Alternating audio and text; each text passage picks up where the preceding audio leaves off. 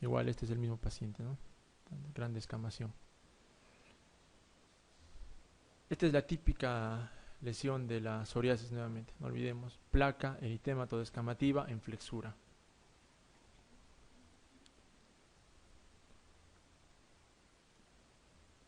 La escara, que es producto de una necrosis tisular, en dermatología no vemos muchas escaras, esto es más patrimonio de la cirugía plástica, ¿no? En pacientes quemados, donde hay una gran necrosis tisular, con un edema marcado, hay un engrosamiento de la epidermis y la dermis, eso principalmente en quemaduras profundas. Deja una costra negra, dura, adherente y circunscrita, que al inicio es húmeda, no tiene una escara, un gran quemado. La costra va a ser un depósito endurecido, que resulta de la desecación del suero, sangre o exudado purulento en la superficie de la piel. La típica lesión de costra mielicérica, el impétigo. Impétigo también, por favor, doctores, tienen que repasar. Es un tema fácil de repasarlo, es frecuente en la práctica clínica y que siempre ingresa en los exámenes. No olvidemos que en la formulación de las pruebas para residentado, el 60% de preguntas son fáciles, y eso está establecido ya. Un 30% son de dificultad intermedia y solo un 10% son de dificultad elevada. Entonces, preguntas, ¿no?, como esta de impétigo no podemos dejarlas pasar, no podemos fallar en esas preguntas. Entonces, siempre hay que repasar, ¿no? Y las que son preguntas difíciles son también puntuales, ¿no? Eso pasa principalmente aquí en el examen de residentado en Perú. No son temas, son temas rebuscados, pero que sin embargo son tocados de manera superficial, no profundizan mucho. Vamos a ver algunos tipos de preguntas más adelante. La típica lesión del impétigo, ¿no? Secreción melicérica. Un niño con costra mielicérica periorificial, el diagnóstico es impétigo, ¿no? El germen más frecuente, estafilococo. Tratamiento de elección, oxacilina, ¿no? Otra también pregunta por ahí puede ser: la complicación más frecuente del herpes labial es el impético, la impetiginización, ¿no? A veces en el examen cosas tan elementales fallamos que tratemos de contestar lo que es más simple, no nos compliquemos la vida con las preguntas. Ya si fallamos en una pregunta difícil, bueno, probablemente la mayoría de personas fallen, pero en estas preguntas marquemos lo que es más lógico, ¿ya? Igual, impétigo, lesiones previas modificadas forman atrofia, esclerosis, cicatriz, licanificación. La cicatriz es una lesión elevada también. Se refiere a una proliferación de tejido fibroso. Puede ser hipopigmentada o hiperpigmentada, ¿ya? Entonces, no confundamos cicatriz, ¿no?, con queloide. El queloide es una lesión tumoral por proliferación excesiva de tejido fibroso. En cambio, la cicatriz, bueno, este es un concepto que hay que corregirlo, se refiere a la cicatrización, o sea, gran cantidad de producto del fibroblasto, ¿no? Entonces, vamos a ordenarnos. Queloide, proliferación de fibroblastos, gran cantidad de fibroblastos. Cicatriz, proliferación de tejido fibroso, o sea, que habíamos dicho que el fibroblasto es la principal célula de la dermis encargada de la producción de colágeno, ¿no?, de fibrina.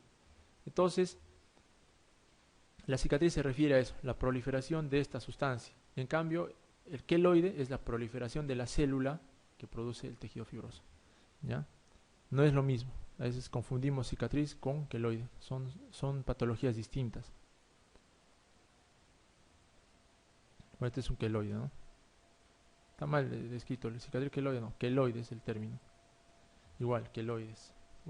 Queloides es frecuente. Nosotros tratamos, y lo duro de esta patología es pues cuando se encuentra en zonas expuestas, ¿no?, en zonas que están a la vista. Es muy difícil de tratar. Realmente es muy difícil de tratar.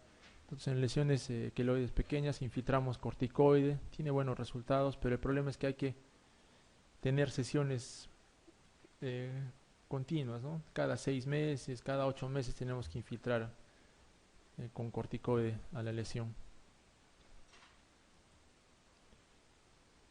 La atrofia es una lesión deprimida que se produce por la reducción en el número de células en la epidermis.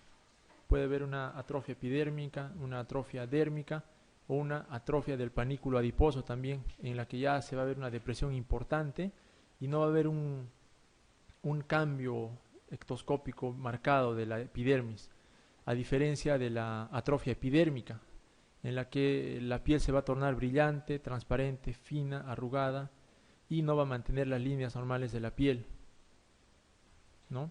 Por ejemplo, es una atrofia epidérmica, ¿no? No hay una depresión muy marcada, pero sí, si notamos, la piel se torna delgada, arrugada. Y este concepto también poiquilodermia, nos pueden preguntar, ¿no? ¿A qué nos referimos con poiquilodermia? Es la combinación de atrofia, telangiectasia y cambios pigmentados. Por lo general es hipopigmentación, ¿ya? Entonces, poiquilodermia, no se olviden, atrofia, telangiectasia y cambios pigmentarios. La estría también es otro motivo frecuente de consulta, principalmente en personas de sexo femenino, mujeres. Depresión lineal por cambios en el colágeno reticular. La superficie va a ser delgada, arrugada, sobrelevada antes de tornarse más pálida y aplanada. En realidad la estría viene a ser una forma de cicatriz, ¿no? Es una forma de cicatriz ante la falta de elasticidad de la capa epidérmica, ¿no? Entonces hay un aumento del volumen, del espesor de la piel. Entonces la tensión hace que la epidermis no pueda, una epidermis que no es tan extensible, se rupture, se rompa y forme pues la cicatriz estriada. Acá es una estría. La esclerosis viene a ser el endurecimiento o induración circunscrita o difusa como resultado de la fibrosis dérmica. A la palpación se va a presentar como una placa inmóvil y difícil de coger. La epidermis puede ser atrófica, puede extenderse hasta panículo adiposo, fascia, músculo o hueso, ¿no? Ahí está, yo les hablaba de la morfea, ¿no? Es una típica lesión morfeiforme, ¿no? Nota la diferencia entre una zona y otra, ¿no? Hay hipopigmentación y si palpamos, esa zona se va a tornar dura. La lichenificación también ya les he hablado. El típico hallazgo de la lichenificación es la acentuación de las líneas cutáneas. O sea, se mantiene en las líneas cutáneas ese patrón reticulado de la piel.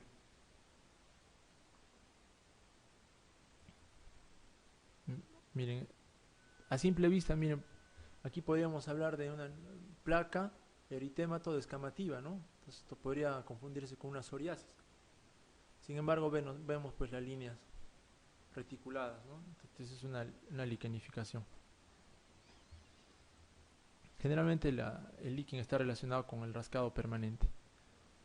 Queratodermia también es otro tipo de lesión secundaria. Hay hiperqueratosis excesiva del estrato córneo, engrosamiento amarillento de la piel. Es frecuente en palmas y plantas. Es frecuente la queratodermia palmo-plantar. Hay algunas preguntas en lo que se refiere a lesiones elementales. La lesión cutánea circunscrita consistente, habitualmente de pequeño tamaño y evolución fugaz se denomina. Creo que aquí la respuesta es obvia, ¿no? Es la pápula, ya que la goma es una lesión elevada, una elevación cutánea, pero que tiene la característica de drenar su contenido hacia el exterior, drena el contenido al exterior y no es pues de evolución fugaz, ¿no? Una goma persiste en semanas. La pústula es una lesión elevada de contenido séptico o aséptico, como habíamos señalado. El nódulo es una lesión elevada que tampoco es de evolución fugaz, que sobre todo se palpa. La pápula tendría que ser, ¿no? La respuesta. Una de las lesiones elementales no es de contenido líquido, dice. Habíamos hablado de ampolla ya. El quiste sí habíamos hablado que es una lesión que tiene una membrana, ¿no? Que puede tener contenido líquido o semilíquido o pastoso, ¿no? No necesariamente tiene que ser líquido. El flictena, hablamos de una lesión elevada de contenido líquido extensa. Pústula, igualmente, es una lesión elevada con contenido purulento, y el ABON, que hemos dicho que es una elevación sólida, ¿no?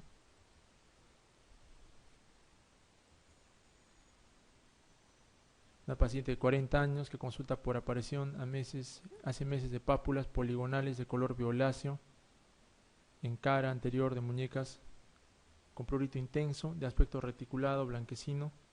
El diagnóstico más probable es, acá por ejemplo, habíamos hablado de líquen en pacientes con prurito intenso, ¿no?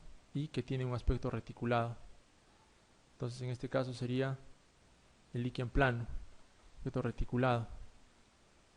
La psoriasis, no olvidemos, es una placa eritémato-descamativa, ¿no? Puede presentarse también como pápulas eritémato-descamativas en la psoriasis gutata o psoriasis en gota, ¿no? Pero la psoriasis no es tan pruriginosa como en el caso del líquen, ¿no? Y no tiene ese aspecto reticulado, blanquecino.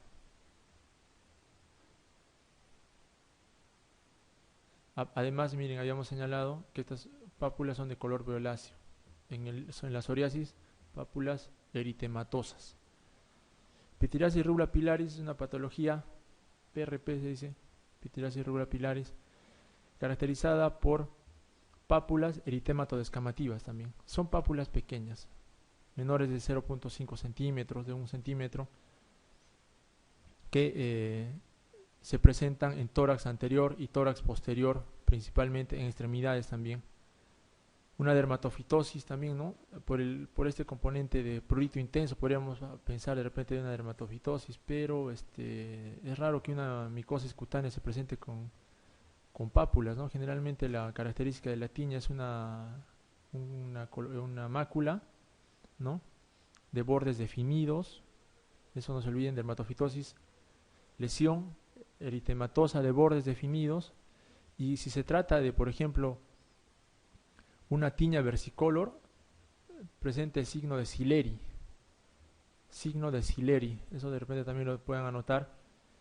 El signo de Sileri se va a producir al hacer un estiramiento de la lesión, ¿no? De la lesión de la mácula, presenta descamación.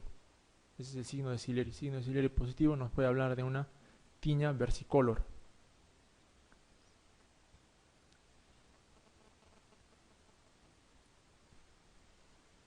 También es importante, ¿no? En psoriasis también tenemos un signo característico que es el signo de Auspitz. El signo de Auspitz o rocío sangrante, que consiste en el sangrado leve, ¿no? En napa al hacer el frote, el raspado de la lesión psoriática.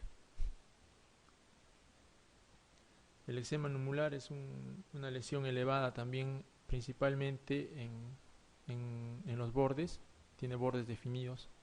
El eczema numular lo pueden confundir a veces con una lesión micótica, con una tiña corporis. Intertrigo se denomina en dermatología A una dermatopatía que afecta exclusivamente a tronco, no habíamos señalado, ¿no? En pliegues interdigitales. Es una lesión elemental circinada, no, hemos hablado que es una fisura. La localización de lesiones en pliegues, eso sí, ¿no? Es una localización de lesiones en pliegues. Toda lesión más eritematosa en su interior, cualquier lesión dermatológica que tiene mucho exudado, ¿no? Claro, el intertrigo tiene gran cantidad de exudado porque se encuentra en una zona de flexura, ¿no? Interdigital, pero eso no es la característica importante, ¿no? La característica más importante es que se encuentra en pliegues. Bueno, seguidamente vamos a hablar un poco de lo que es urticaria y de hipersensibilidad. En el tema de hipersensibilidad, doctores, es muy importante que ustedes memoricen las patologías. Hay cosas que hay que memorizar, ¿no? Para el examen. Hay cosas que hay que leer y hay cosas que hay que memorizar. Y en este caso sí hay que memorizar la hipersensibilidad tipo 1, tipo 2 y tipo 3 y tipo 4, cuál es el mecanismo y cuáles son las patologías más frecuentes de cada una de las reacciones de hipersensibilidad, ¿no? Por ejemplo, al hablar de hipersensibilidad de tipo 1, hablamos de la reacción inmediata, ¿no?, que se caracteriza por la reacción inmediatamente después a la interacción entre el antígeno y la inmunoglobulina E, que ha sido preformada en personas que previamente han sido sensibilizadas, ¿no? Este tipo de hipersensibilidad la vamos a encontrar en pacientes principalmente con urticaria, ¿no? Eso por ahí nos pueden preguntar, ¿no?, qué tipo de reacción de hipersensibilidad se presenta en la urticaria. Entonces ahí tenemos que responder que es de tipo 1. Urticaria, alergia física al frío, a la luz, al calor, a fármacos, alimentos, a picaduras de insectos. Hablamos de hipersensibilidad inmediata tipo 1. Todo lo que es picadura, tipo 1. En este caso se pueden utilizar pruebas cutáneas para la identificación de alergenos. Claro, ¿no? Le ponemos el parche y va a ser la reacción inmediatamente, ¿no? La hipersensibilidad tipo 2 es la hipersensibilidad por citotoxicidad, que es dependiente de anticuerpos. La inmunoglobulina va a hacer que se activen monocitos, neutrófilos, eosinófilos y células natural killer. En este grupo de hipersensibilidad vamos a encontrar al pénfigo y al penfigoide. Entonces hay que, por allí, esto memorizarlo, ¿no? Tipo 2, pénfigo y penfigoide. El resto bueno, no es un tema de dermatología, pero bueno, la reacción transfusional también, la trombocitopenia. La hipersensibilidad tipo 3 se refiere a la hipersensibilidad por inmunocomplejos que van a activar el complemento y este a su vez va a activar la cascada inflamatoria. Entonces, si hay activación de complemento, va a haber consumo de complemento, ¿no? Y la patología en la que hay consumo de complemento, ¿no?, una de las más representativas es el lupus eritematoso sistémico. Importante que conozcan también el lupus eritematoso sistémico, ¿no? Es una de las patologías que presenta gran cantidad de manifestación dermatológica, ¿no? Tanto así que dentro de los criterios para diagnóstico de lupus eritematoso se encuentran los criterios dermatológicos, ¿no? Dentro de los criterios dermatológicos en lupus se habla de úlceras orales, ¿no? Se habla de lesiones vasculíticas, se habla de fotosensibilidad y de alopecia, ¿ya? Alopecia, fotosensibilidad, úlceras orales y lesiones vasculíticas. Entonces, tengamos en cuenta también en la práctica clínica que todo paciente con úlcera oral recurrente, con 3 o más episodios durante el año, estamos en la obligación de descartar, si es una mujer joven, ¿no?, lupus o algún estado de inmunosupresión. La artritis reumatoide también tiene hipersensibilidad de tipo 3. La crioglobulinemia, también una patología que tiene manifestación dermatológica, ¿no?, con necrosis distal. El eritema nodoso también tiene reacción de hipersensibilidad de tipo 3. La hipersensibilidad tipo 4, esta también es muy importante. Yo pienso que la hipersensibilidad tipo 1 y tipo 4 son las que más nos deben interesar, ya que en la hipersensibilidad tipo 4 vamos a encontrar a la tuberculosis cutánea, ¿no? En esta hipersensibilidad tipo 4 existe una hipersensibilidad tardía que va a estar mediada por linfocitos T, ¿no? TH1 o TH2, ¿ya? TH1 hablamos de reacción de hipersensibilidad en la lepra, ¿ya? Por ahí nos pueden ir. Y TH2 en tuberculosis. TH2 tuberculosis, TH1 lepra. En la hipersensibilidad de tipo 4 encontramos la dermatitis de contacto. No confundamos la dermatitis de contacto con la urticaria o con una reacción alérgica. Son patologías distintas, ¿no? La dermatitis de contacto habla de un proceso ya más lento, no es tan agudo como en el caso de la urticaria o de una reacción alérgica, ¿no? Habíamos hablado de granulomas por organismos intracelulares. La hipersensibilidad medicamentosa está dentro de las enfermedades que tienen hipersensibilidad tipo 4, el síndrome de Steven-Johnson, el eritema polimorfo mayor, la necrólisis epidérmica tóxica. Son 3 patologías que en realidad son diagnósticos diferenciales y que antiguamente se consideraban como una sola, ¿no? Se refiere a lesiones eritematosas, ampollares, son polimorfas, ¿no? Podemos encontrar plagas no, eritema, descamación, el componente de cavidad oral, ¿no? No sé si alguna vez han visto un Steven Johnson. Entonces, de igual manera se puede presentar un eritema polimorfo mayor, ¿no? Una necrólisis epidérmica tóxica, como parte de una hipersensibilidad severa a medicamentos. Entonces, acá por ejemplo una pregunta, ¿no? El eczema alérgico o dermatitis alérgica de contacto es una reacción inmunológica de tipo 1. Hemos hablado de la urticaria, ¿no? Urticaria principalmente, las reacciones por luz, calor, es tipo 1. Tipo 2, tipo 3 hemos hablado del lupus eritematoso, artritis reumatoide. En el tipo 2 hemos hablado del pénfigo, ¿no? Este es el porcito toxicidad. Tipo 4 sí hemos hablado de enfermedades granulomatosas, ¿no? Tuberculosis, lepra. Y también hemos hablado de la dermatitis de contacto, ¿no? Eczema es igual a dermatitis, ¿no?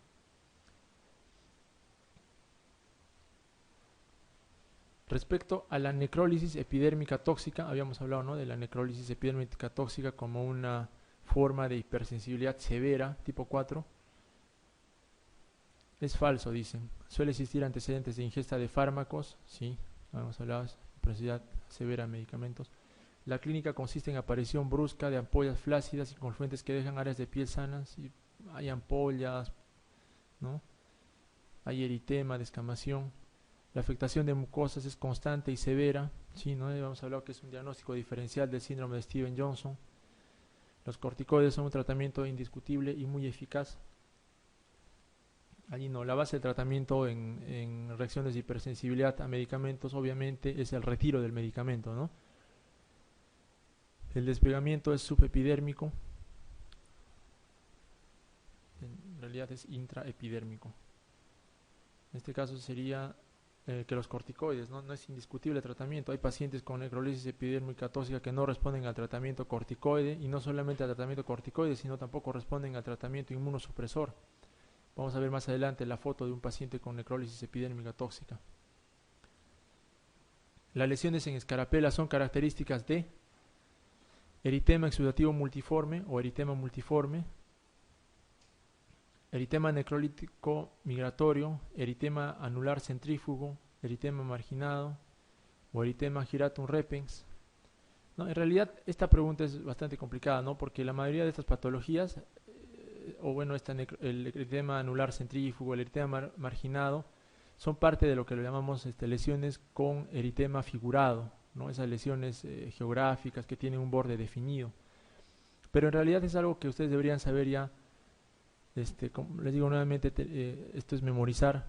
La lesión típica en eritema multiforme, al igual que también en pitiriasis rosada, es la lesión en escarapela, ¿ya? Lesión en escarapela. Esta acá dice eritema migratorio, no, por favor, márcame la eritema exudativo multiforme, ¿ya? Eritema multiforme mayor. La dermatitis seborreica se caracteriza por todo excepto. Son lesiones eritematosas con escamas untuosas, amarillentas, localizadas en cejas y surcos nasogenianos. Sí, lo habíamos visto, ¿no? Al hablar de lesiones elementales primarias, hemos hablado de la dermatitis seborreica.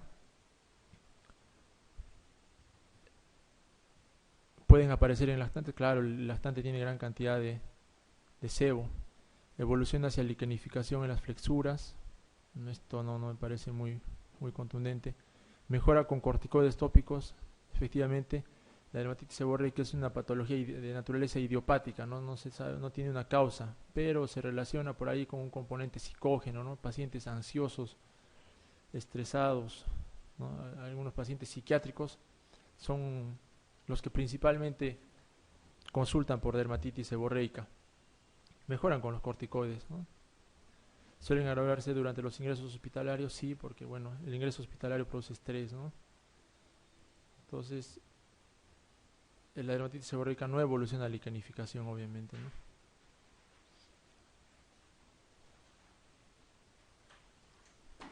Pero una dermatitis alérgica sí puede liquenificar, no se olviden, ¿no? El rasgado crónico produce liquenificación. También vamos a hablar de urticaria. frecuentemente preguntan como caso clínico, ¿no? La urticaria, un paciente con lesión abonosa, fugaz, con tiempo de presentación menor de 24 horas. Hablan de urticaria. La urticaria se define como un síndrome reaccional de piel y mucosas caracterizado por el edema y ronchas pruriginosas ocasionadas por edema, valga la redundancia, vasomotor transitorio, y que es circunscrito de la dermis, que dura algunas horas, puede ser recidivante y de origen inmunológico, no inmunológico o desconocido. Aquí habla de recidivancia, ya no olvidemos, no habla de persistencia, ¿no? Hablamos de cuando es persistente, ¿no? Esta lesión ronchosa, abonoide, hablamos ya de una vasculitis. Recidivantes, ¿no? El paciente viene hoy día con una roncha, le damos su antihistamínico, se le pasa y dentro de 1 o 2 días vuelve con el mismo problema. La lesión elemental es la roncha, ¿no?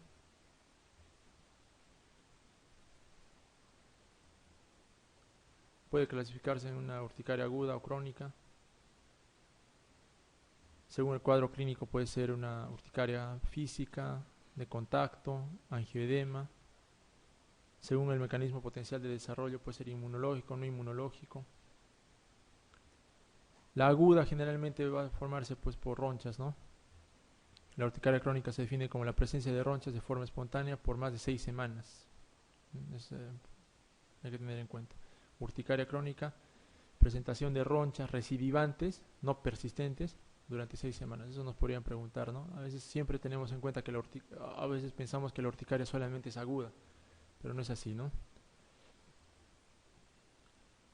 La urticaria aguda es una entidad común y se calcula que ocurre en un 20% de la población. La causa se puede identificar hoy en día ya con las pruebas de parche, ¿no? Se pueden identificar algunos de los agentes que la producen. La prevalencia es mayor en personas atópicas, ¿no? Aquí en este tipo de urticaria es en la que se relaciona pues con el consumo de algunos alimentos, ¿no? El huevo, la leche, los nueces. Existe una tabla inclusive que ya ha determinado cuáles son los alimentos más alergénicos y que activan la urticaria. En cambio la urticaria crónica es menos frecuente, puede estar relacionado con algunas enfermedades, por eso es obligatorio, si tenemos un paciente con urticaria crónica, mandarlo para que sea evaluado por el gastroenterólogo, para que sea evaluado por el infectólogo, ¿no? Para ver alguna parasitosis por allí, una enfermedad bacteriana. Hay bastante relación con el Helicobacter pylori y urticaria crónica, eso no olvidemos, con gastritis, con enfermedad por reflujo gastroesofágico. En cuanto al cuadro clínico, puede haber una urticaria física, ¿no? En la que vamos a encontrar dermografismo. La fricción de la piel va a activar la formación de ronchas que se disponen de forma lineal en unos cuantos minutos posteriores al estímulo y persisten dentro de 30 minutos a 2 horas posteriores al estímulo mecánico, ¿no? Es mediado por IgE, ya lo habíamos visto esta foto, dermografismo positivo. Entonces, cuando vemos un paciente con urticaria o viene con el antecedente de prurito intenso, tenemos que evaluar el dermografismo, ¿no? Porque pasa frecuentemente que el paciente llega ya a la consulta cuando no tiene la lesión. Entonces viene, doctor, me salen ronchas, ese momento no tiene roncha, ¿no? Entonces, no olviden que no podemos tratar, en dermatología no podemos tratar a lo que no estamos viendo, ¿no? Si él me dice me pica, no lo evidenciamos, no se da tratamiento. Ahí podemos de repente hacer la prueba del dermografismo, ¿no? Que tiene también grados, ¿no? Primero puede presentar solamente como una mácula eritematosa. Hacer la prueba con cualquier lapicero, le hacemos la fricción de la región anterior del antebrazo. Un leve es un eritema, ¿no? Moderado es cuando hay una elevación y severo es cuando es inmediata la formación de la roncha, ¿no? O de la bon. Entonces, el paciente vino sin lesiones, le hemos producido una lesión y allí recién le empezamos el tratamiento. La urticaria colinérgica, ¿no? De repente no han escuchado de eso, se caracteriza por la presencia de ronchas pequeñas y transitorias que se exacerban por calor, ejercicio, ropa oclusiva o factores emocionales. Puede ser confundida con anafilaxia inducida por ejercicio, ¿no? Pero la característica de la urticaria colinérgica es que exacerbada por el calor, por el ejercicio, ropa oclusiva o factores emocionales. El mecanismo patogénico propuesto es la activación de mastocitos secundario, agentes liberadores por el sistema nervioso colinérgico, ¿no? Es una urticaria colinérgica en abdomen, ¿no? Ronchas pequeñas. Hay también una urticaria adrenérgica, esto con fines de conocer, ¿no? Urticaria colinérgica, adrenérgica, que es rara. Son eritematosas, las ronchas puntiformes y con un halo blanco, es la característica de la urticaria adrenérgica. Esperemos que no pregunten estas cosas porque a veces nos confundimos en el rato del examen. La urticaria por presión retardada, ¿no? Es luego de una presión persistente de unos 20-30 minutos, vamos a tener una roncha ahí en la palma, en la palma o en las plantas, a veces en la nalga, cuando se sienta un paciente va a aparecer con una roncha, ¿no? Hay urticaria por calor, por frío, hay urticaria solar.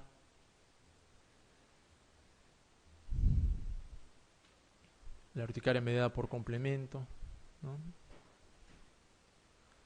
Para el diagnóstico es importante la historia clínica, es la herramienta más importante, ¿no? Por ahí nos pueden preguntar qué es lo más importante para el diagnóstico de la urticaria. Nos pueden preguntar si es la historia clínica, el dosaje de inmunoglobulina E, ¿no? El dosaje de complemento. Entonces tenemos que responder solamente la historia clínica. ¿Ya? La prueba de laboratorio fundamentalmente en urticaria crónica. Se puede dosar inmunoglobulina E, complemento. Se puede hacer pruebas cutáneas. Habíamos dicho que está demostrada la relación entre la autoinmunidad en la urticaria crónica y la infección por Helicobacter pylori. Hay también en pacientes con anticuerpos antitiroideos, urticaria crónica. Por eso que nosotros generalmente, pacientes con urticaria crónica, les pedimos una batería de exámenes, ¿no? Le pedimos su hemograma completo, inmunoglobulina E, parasitológico seriado, y le pedimos TSH, T4, ¿no? Para ver si esa urticaria no tiene un origen autoinmune. La base del tratamiento en urticaria es los antihistamínicos, ¿no? Ahora existen los antihistamínicos de segunda generación, inclusive los de tercera generación, ¿ya? Se puede dar corticosteroides en un primer momento, y el tratamiento, no se olviden, doctores, es un tratamiento largo, ¿ya? Cuando tengan un paciente con urticaria aguda, ustedes probablemente le ponen un antihistamínico de primera generación, ¿no? Su clorfenamina y un corticoide, ¿no? De examentación, un corticoide de depósito. Hay que darle tratamiento para la casa, ¿no? Generalmente damos 15 días, a veces 30 días de antihistamínico, ¿ya? Porque si no hacemos esto, lo más probable es que vuelva al día siguiente, ¿no? Una preguntita por ahí. La urticaria colinérgica es una urticaria alérgica, una urticaria física, es idiopática, aparece en forma de pequeños sabones y tras el ejercicio, y B y D son correctas, ¿no? Sí, hemos hablado de la urticaria colinérgica, aparece en forma de pequeños sabones tras el ejercicio. La urticaria física, ¿no? Entonces B y D son correctas. Ante una gestante del tercer trimestre con prurito e inicio de aparición de vesículas periumbilicales, la actuación correcta sería, entonces prurito, siempre hablamos de una dermatitis que podría ser alérgica, ¿no? Y si hay vesículas, con mayor razón puede ser una lesión por picadura de insectos, pero están acá señalando de periumbilicales. Acá vamos a hablar del herpes gestacional, ¿no? Que es una patología muy rara, que se presenta más o menos en 1 a 50.000 gestantes. Yo la verdad que nunca lo he visto, pero la característica de este herpes gestacional es la aparición justamente de vesículas altamente pruriginosas en la zona periumbilical. Entonces, en todo paciente con esta lesión tenemos que descartar herpes gestacional. Otra patología que frecuentemente se presenta en gestantes es la denominada pápula pústula pruriginosa del embarazo, PPPE, pápula pústula pruriginosa del embarazo. Es frecuente, eso sí lo vemos con frecuencia en el hospital, ¿ya? Pápula pústula pruriginosa del embarazo. Entonces, lo idealmente en estos pacientes es observar, ¿no? Creo que es una buena alternativa, descartar herpes gestacional. Se trata de una erupción polimorfa del embarazo, tranquiliza a la paciente. También esta podría ser una alternativa buena, ¿no? Se trata de una erupción polimorfa del embarazo, por lo que tranquiliza al paciente. Pero acá no hablan, pues, de eritema, ¿no?